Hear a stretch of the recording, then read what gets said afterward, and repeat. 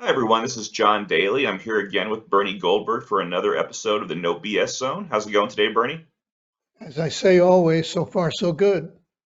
Great. So today we're going to start off with the Tennessee Three. You talked about this story a little bit in last week's Off the Cuff, and you have some interesting observations about how liberals and the mainstream media have treated these individuals. Go ahead. I'll keep it brief. I just want to put a punctuation point on the story. The left is constantly talking about threats to democracy. Sometimes they're onto something, sometimes it's a tad paranoid, but okay, that's not what I want to talk about. But when two legislators in Tennessee seize control of the democratically elected House of Representatives in Nashville, and shut down business for about an hour. The left doesn't see that as a threat to democracy. And as far as the media is concerned, which is another aspect of the left, they don't even talk about it as if they talk about it as if it was simply a protest against guns. Well, you can protest against guns, that's fine with me. But when you shut down a democratically elected legislative body, that is a threat to democracy that my liberal friends don't even notice. That bothered me, and I wanted to just get that on the record. Yeah, and it's interesting, and I can't remember who it was now, but there was someone, in the mainstream media who I saw or I listened to make the comment that what we saw in the House, that is what democracy looks like. No, it's not. Shutting down regular order in a legislative branch of government is not democracy. And I've That's a seen, that's a great example, John. Great example of what I'm talking about. yeah, yeah, and there seems to be, there's a belief, and this goes on with both sides, but if the belief is justified enough, they can justify it as being, democratic. And I've seen some people on the right try and compare this incident to January 6th, which I think is pretty silly. It was bad on its own merits, what happened in Tennessee, and I think it should have been condemned. I think the Republicans, I think we agree, they both went too far, but it's funny to see the disruptors treated as heroes and later martyrs for basically just interfering with a house meeting. You hit on in passing on a very important point. If you think you have right on your side, people think they can do anything. If you have right on your side, you could bomb an abortion clinic. But if you think you have right on your side, you could deface a pro-life facility. If you think you have right on your side, you could shut down the legislature, whether it's in Washington or in Nashville. It, I'm just tired of it.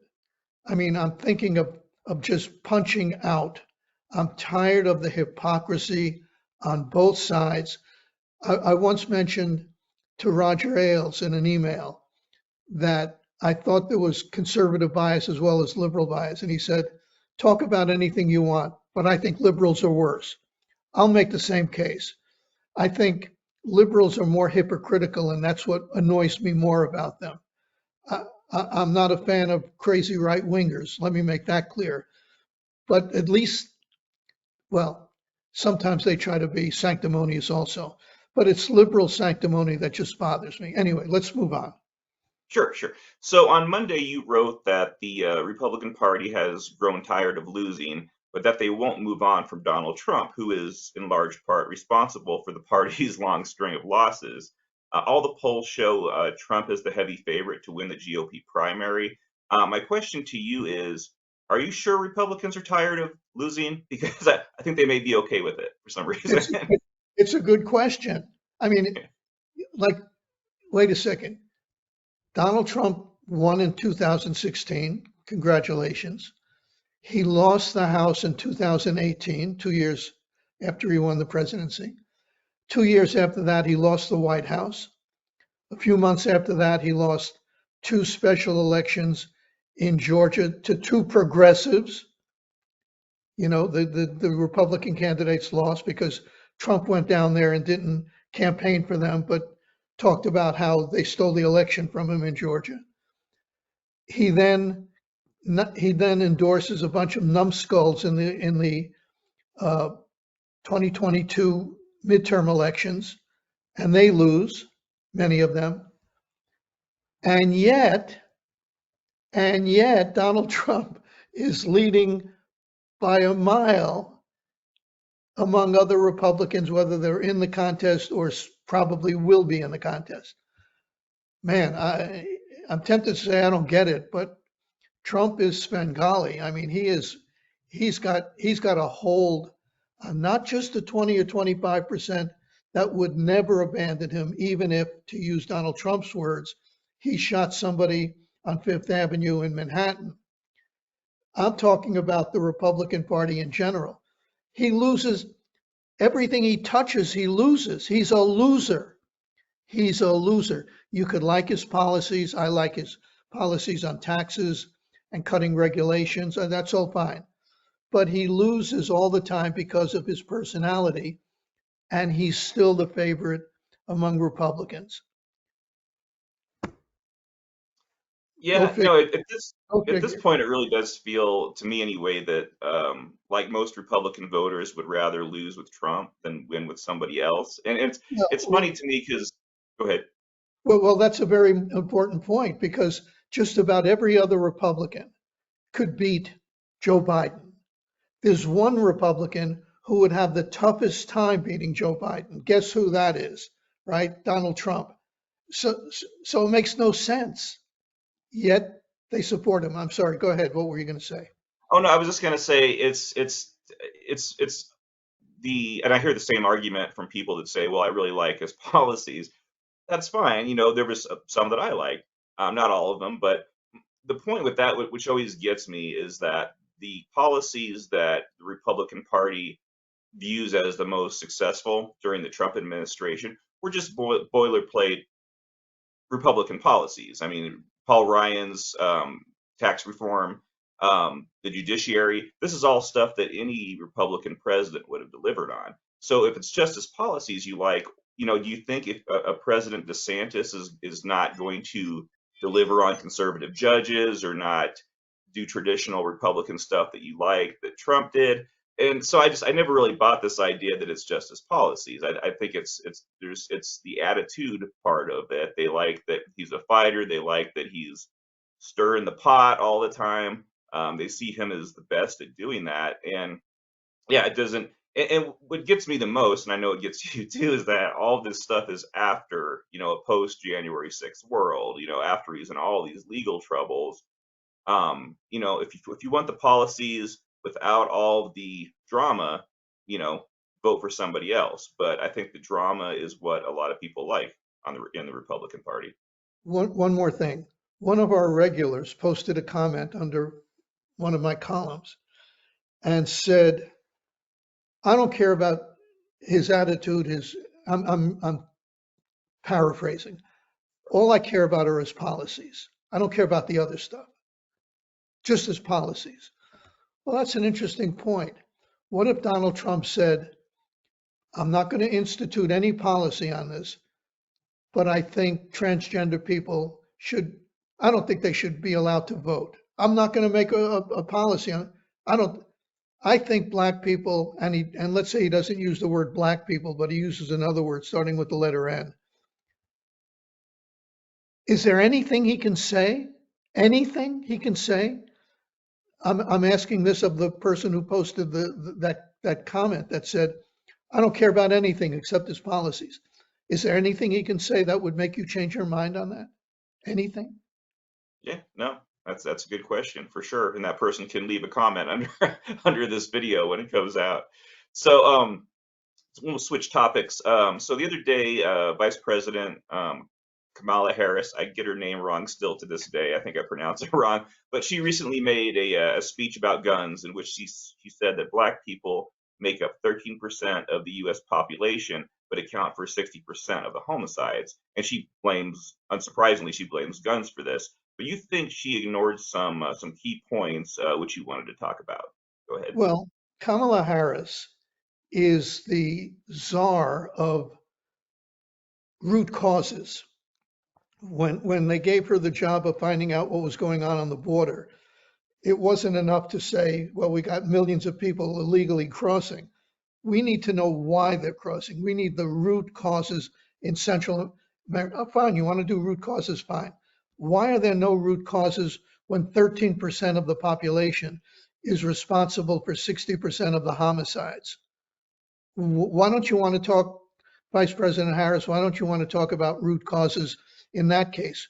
And the answer is because if you did, it would be very uncomfortable, because the root causes are, one of them anyway, is that 70% of Black kids grow up without a father in the house.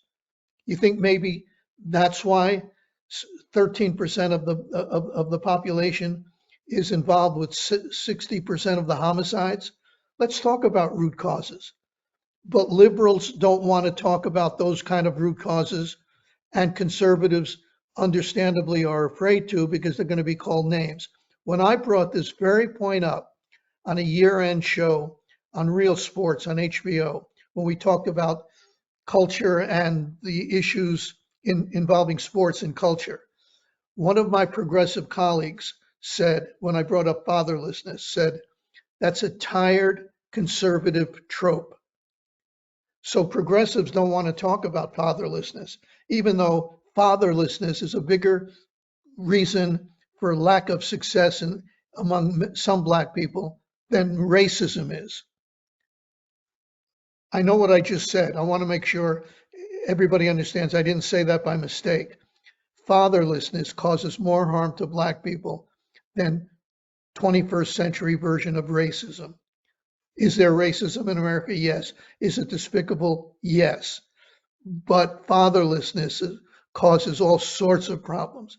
Kids growing up without a male figure in the house, and the mothers, many of them mean well, but they can't handle kids who go out and loot and riot and commit murder among, young Black males. 60% homicides, young Black males. Kamala Harris is not if she doesn't want to take that seriously, then I don't want to take her seriously. No, good points for sure. And it's something you hit on there too. I think it's funny because a lot of people on the left always say, what we need in this country is an open discussion on racial issues. And then Yeah. as soon as you say something they don't like, they shut you right down. So You know what? they don't really want an open discussion. I used to be one of the people who said we need a serious discussion about race in America. I no longer say that because of what you just said, John, that if you can't have a serious discussion about race in America. One of our regulars, the Emperor, asked a Shout out. question, which I've answered, but he asked a legitimate question. He asked something about race, and I said, this is not the forum to answer that in the Q&A on Friday. And he said, well, why isn't that the proper forum?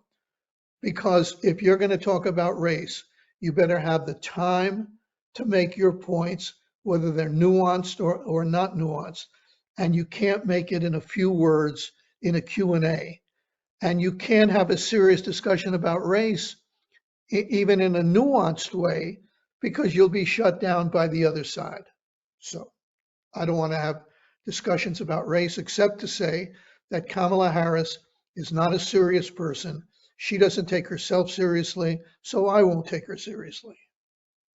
She has a great laugh, though. Yeah, for that. No, I think you have the wrong word. I think you meant Oh, cackle. that's right. So, GOP, we'll switch gears here. GOP front runner Donald Trump, back to him. He's been casting his main primary opponent, Ron DeSantis, as being anti-Social Security, and he's done so using past comments that DeSantis has made about the very real need for entitlement reform. There's one of the Trump super PACs out there. It has an ad where they're portraying DeSantis with pudding all over his fingers and saying, the narrator says, the governor is putting his hands in places they don't belong on entitlements, that sort of thing. What are your thoughts on this in a Republican primary, seeing this line of attack? Well, two things. One, somebody better talk about entitlement reform because we're going to be in trouble if they don't. And DeSantis did talk about it. And now Trump is doing everything a Democrat would do, using it against him, which leads me to an obvious conclusion that Donald Trump doesn't care about the Republican Party. He doesn't care about anything but Donald Trump. I mean, he's making arguments that put a smile on the face of Democrats because they're worried about DeSantis. That's who they're worried about. And DeSantis says, or said many years ago, I don't think he's going to say it anymore, by the way, because Yeah. even Republicans don't have the guts to say, we don't have a leader on the Republican side who will say, I know it's unpopular to talk about Social Security in terms of cuts or a later retirement age or anything like that. I know it's unpopular, but we must talk about it. And we don't have to talk about it for people who are 64 or 60 or even 55. How about talking about it for people who are 50 or 45 or 25? And it'll change when they get to be of retirement age. Nobody wants to talk about it because they're all afraid. There are no leaders who have the guts to talk about it. DeSantis talked about it when he was in Congress, and now Trump is using it against him. Yeah. And once again, Trump is the leading candidate for the Republican nomination as we speak.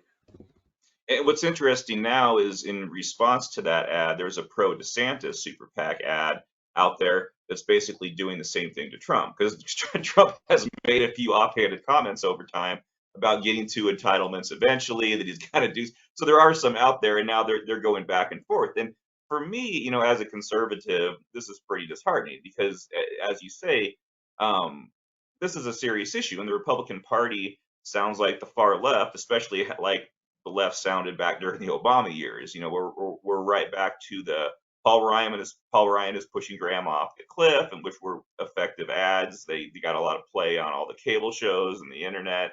And now these programs are going insolvent. It sure would have been great to have fixed these issues back then, during that Obama era. But now we're at this really bad problem. We have this really mounting problem. Programs are going insolvent very quickly. And but now both parties are just using this issue as a political weapon. Democrats against Republicans, Republicans against Republicans.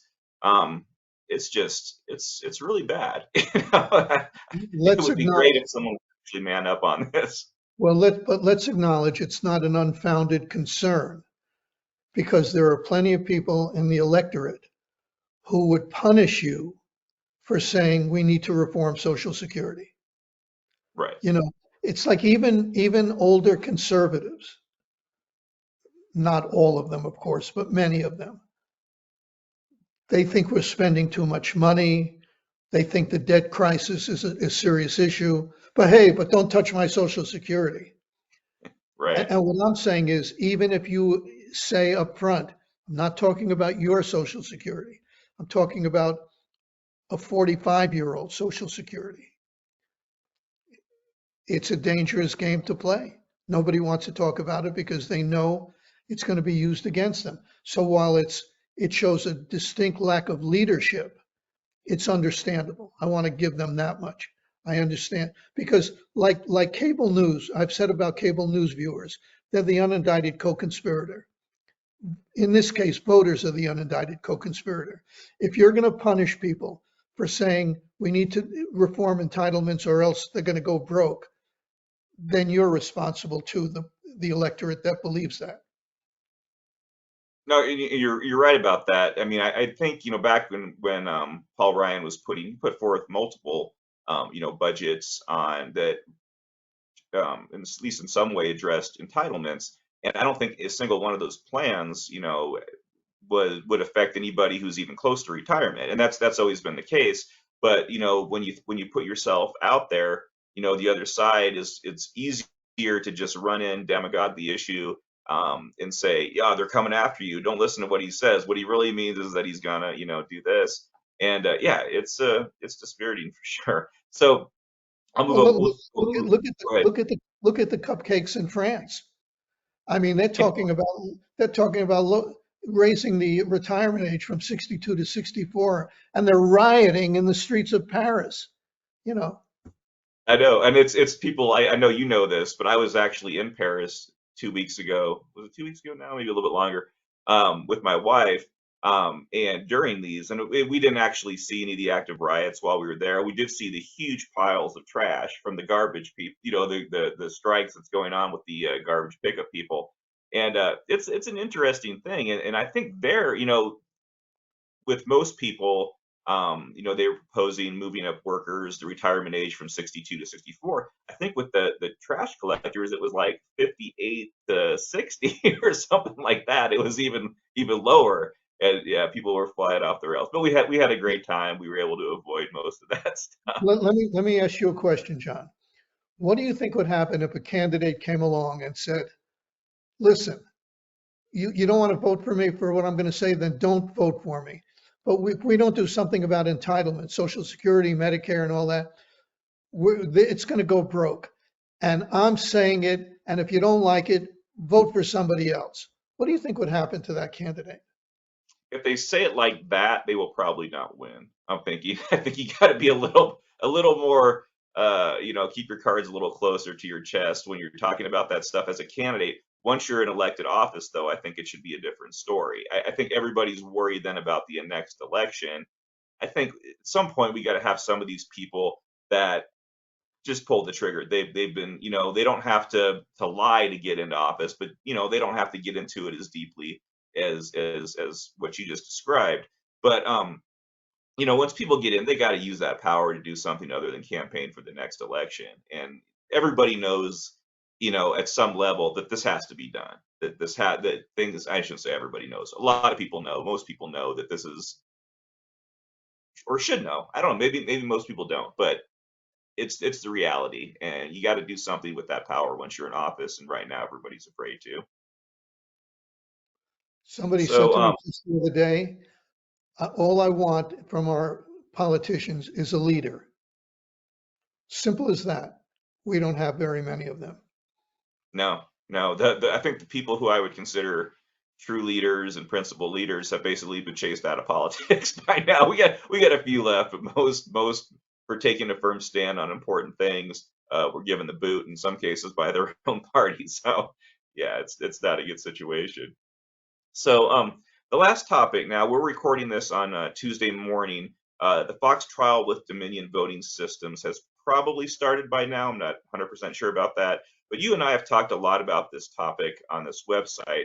But some new information recently came out from the lawsuit that you had some thoughts on. Go ahead. Yeah, I do research, so none of you have to do research. That's why you have me here. So Fox wanted to not be allowed to be made public. That was a wordy way to put it. Fox redacted certain statements made by Fox anchors and people at Fox because they said the public doesn't have a right to know this and it should not be brought up in trial. Well, the judge disagreed just the other day. And I have here in my hand a short list of things that once were redacted but are no longer. In a text message, Fox tried to keep redacted what Tucker Carlson said about Trump lawyer Jenna Ellis. And he said that he didn't believe her claims about Dominion's voting and thought they were, quote, shockingly reckless. Well, good for Tucker Carlson.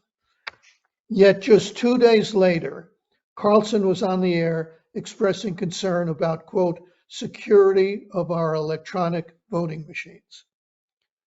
This is why Fox didn't want it be made public, because it shows you what a bunch of hypocrites they are over there.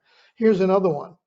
Carlson expressed disdain in a text message to an unknown individual, we don't know who it was, about Trump's lawyer, Sidney Powell.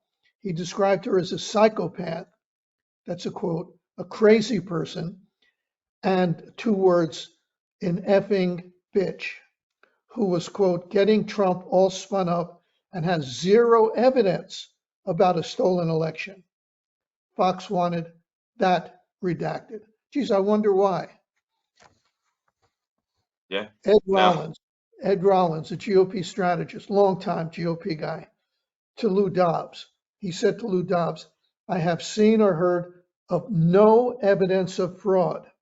He wrote that in a message to Lou Dobbs that Fox wanted redacted. He said the conspiracy theories put forth by Rudy Giuliani and Sidney Powell are all bull crap. He didn't say crap. Dobbs continued to push claims that electronic voting machines had contributed to a stolen election. One more. Hannity sent a message to a group of producers and expressed his concern about a drop in ratings. He said, the difference between Tuesday and Wednesday's ratings is we had nothing new and less hard hitting, in my humble opinion. Okay? So what did he do? He then followed up with a solution. Ready for the solution, John? We need to own the Dominion story. I don't know how the trial is going to turn out. There are First Amendment issues, legitimate First Amendment issues. But I've said this before and I'm going to say it again. Fox is guilty, at least, of journalistic malpractice. They treat their audience like they're a bunch of dopes. And here's the connection between the Fox audience and the Trump loyal supporters. Neither of them care that they're being lied to. Trump could lie to him about a stolen election, and they say, yeah, well, who cares? I just care about his policies. I don't care what he does or says. Fox's audience, there's evidence all over the place that the hosts were saying one thing privately and another publicly. They were lying or promoting lies of other people, and the audience doesn't care. They won't lose one viewer as a result of this trial, as a result of this defamation suit. They won't lose anybody. I think you agree with that, John, right?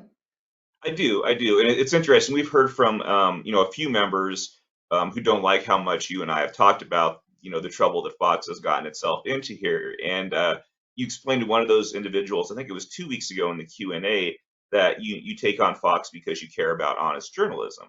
And the fact that you do care about honest journalism shouldn't really be a surprise to anybody who knows what you've been saying for the past few decades. But I think what's hard for a lot of people on the right is seeing their favorite news channel in the crosshairs, and they'd rather people like you just keep aiming to the left rather than switching back and forth between the right and the left.